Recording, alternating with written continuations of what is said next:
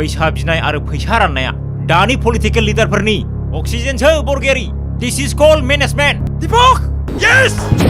नोंथाङा जेसेबांखि हब्राया मानो जेसेबांखि बाब्राबा मानो जों नोंथांजों दिनै चेलेन्ज खालामनो रेडि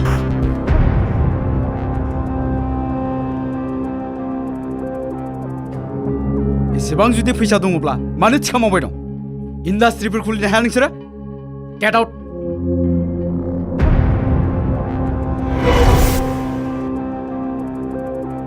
मुङा जेरै सैमा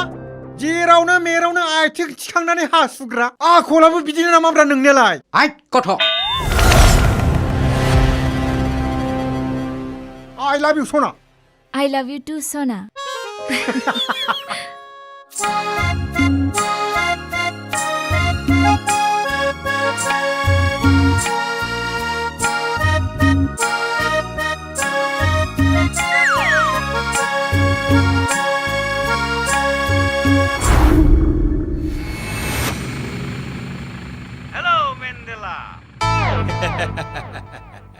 आइ बुस्थुफोरखौथ' इउटुबारफोरा बिगासिनो दंना बै anything MJ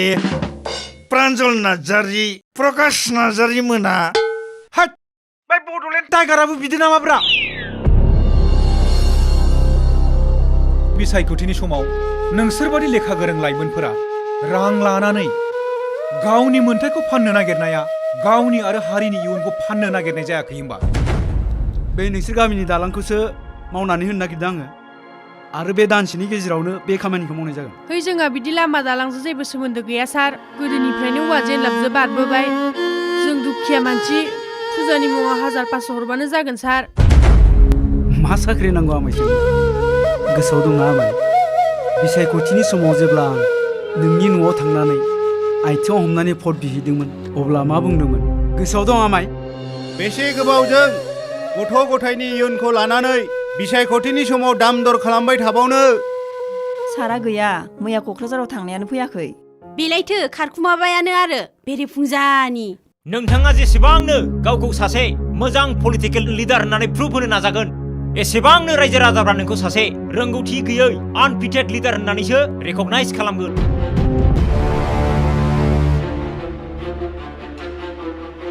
Now you are the failure leader of this constituency.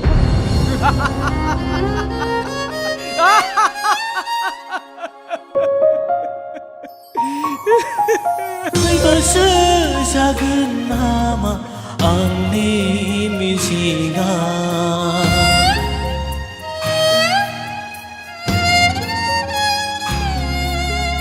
आद्रासो जागोन नामा आंनि थांखिया गोग्गो समाज दानायनि गोजोन खौसेथि सोरजिनायनि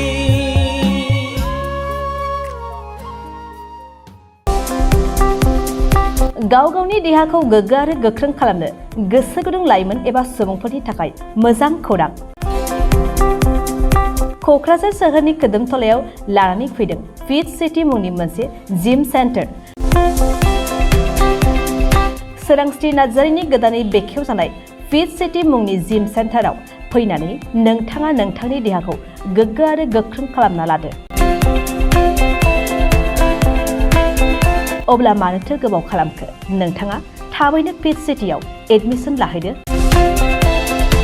आबुंसिनै मिन्थिनो थाखाय 7896710934 नङाब्ला 9706677961 मबाइल नम्बराव कल खालामनो हागोन